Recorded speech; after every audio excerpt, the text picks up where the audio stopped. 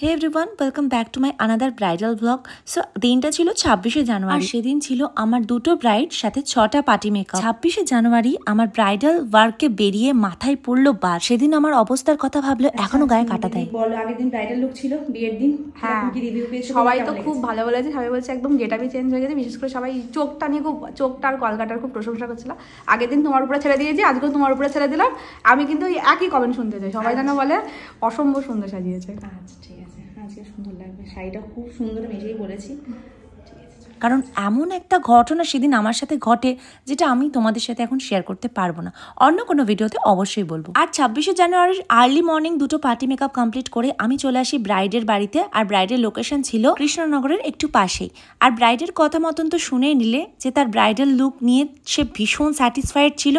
আর তার মেকআপ ভীষণভাবে long lasting করেছে অ্যান্ড যেমন করে দিয়েছিলাম অ্যাজ ইট ইজ ছিল। অ্যান্ড তার এটাই দাবি ছিল যে ব্রাইডাল ডেটে যেরকম আমি তাকে একটা লুক দিয়েছিলাম, যেরকম ও প্রশংসা পেয়েছিল, রিসেপশনেও আমি তাকে সেরকমই একটা লুক দিই যাতে অনেক বেশি প্রশংসা সে পায়। একটা ব্রাইডাল ডে মানে আমার কাছে যে কতটা একটা হেডটিক ডে থাকে, মানে এতটা প্রেশার থাকে, এতটা হেডেক থাকে যে কি বলবো। সেই সমস্ত জিনিসগুলোকে উপেক্ষা করেও একটা ব্রাইড যখন আমার সামনে এসে বসে আর সে আমার মেকআপ নিয়ে এতটা স্যাটিসফাইড থাকে, তাকে সুন্দর করে সাজানোর দায়িত্ব পুরোপুরি আমার।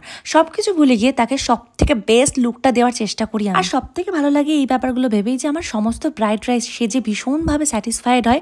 ইভেন তারা পরবর্তীতেও সবসময় আমাকে রিপ্লাই করতে থাকে যে তোমার কাছে সাজ নিয়ে, মানে তোমার কাছে মেকওভার নিয়ে বেস্ট ছিল, ডিসিশনটা বেস্ট ছিল। এই ব্রাইডও যেমন বিয়ে আর রিসেপশনের লুক নিয়ে এতটাই স্যাটিসফাইড ছিল, অনেকবার করে আমাকে রিভিউ দিয়েছে যে আমাকে এত সুন্দর সাজানোর জন্য অনেক থ্যাংক ইউ।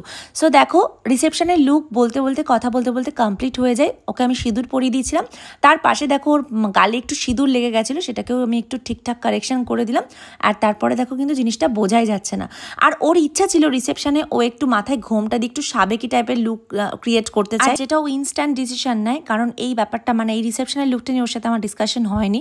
অ্যাকচুয়ালি ও আমাকে বিয়ে নিয়ে, রিসেপশন নিয়ে কোনো কিছু নিয়ে ডিসকাশন করেনি। আমাকে শুধু বলেছিল কী কী কিনতে হবে আমাকে সেটা বলে দাও, ব্যাস আমি যেরকম ইনস্ট্রাকশন দিয়েছি ও সেরকম জিনিস অ্যারেঞ্জ করেছে। পার্সোনালি এরকম একটা সাবেকি রিসেপশন লুক ক্রিয়েট করে আমার তো ভীষণ ভালো লেগেছিল। তোমাদের কেমন লাগছে অবশ্যই জানিও। তোমরা যদি ব্রাইডাল ডেটে, নিজেদের স্পেশাল ডেতে আমাকে বুক করতে চাও মেকওভারের জন্য, তাহলে স্ক্রিনে দেওয়া নাম্বারে অবশ্যই কন্ট্যাক্ট করে নাও। আর মেকআপ ক্লাস খুব তাড়াতাড়ি শুরু হচ্ছে, যারা সিট বুক করতে চাইছো কন্ট্যাক্ট করে নাও স্ক্রিনে দেওয়া নাম্বারে। আর এই হলো সেই আমার সব থেকে চঞ্চল ব্রাইড। তবে আজকে কিন্তু লক্ষ্মীর মতন বসেছিল সাজটা নেওয়ার জন্য। আচ্ছা, রিসেপশন লুক কমপ্লিট। বলো, 1 ঘন্টার মধ্যে সাজিয়েছি, কেমন হয়েছে বলো? ভালোই হয়েছে। এবার দেখি সবাই কি বলে, ফিডব্যাক কেমন দেয়। যেরকম সাবেকি লুক চেয়েছিলে। ব্রাইড কিন্তু ভীষণ ছিল ফ্র্যাঙ্কলি, তো ওর লুকটা কমপ্লিট করে দিয়েছিলাম। ওর এটাই ছিল রিসেপশনের ফাইনাল লুক। অ্যান্ড তারপরে ওরই একটা বোন মানে পার্টি মেকআপের জন্য আমাকে বলেছিল, বাট আমার টাইম হচ্ছিল না, তাও আমি চেষ্টা করেছি করে দেওয়ার। পায়েল অনেকটা হেল্প করেছিল। দেন বেরিয়ে যায় আমার সেকেন্ড লোকেশন, মানে সেকেন্ড ব্রাইডের কাছে। সেখানে গিয়ে আমি যা ঘটনার মধ্যে পড়েছিলাম সেটা আর আমি এখানে বললাম না। তাছাড়া আমি যে পার্টি মেকআপগুলো ওখানে করেছিলাম সেইগুলোর ক্লিপসে আজকে তোমাদের সাথে শেয়ার করছি। ওখানে গিয়ে আমি 3টে পার্টি মেকআপ কমপ্লিট করি, যেগুলো খুব তাড়াতাড়ির মধ্যে করতে হয়, কারণ অনেকটা রাত হয়ে গেছিলো, সাথে আমার একটু যেতেও লেট হয়ে গেছিলো, 1/2 ঘন্টা 45 মিনিট মতন। তো পার্টি মেকআপ 3টেই আমি কমপ্লিট করি। আর এটা ছিল আমার লাস্ট সেদিনকের ওয়ার্ক।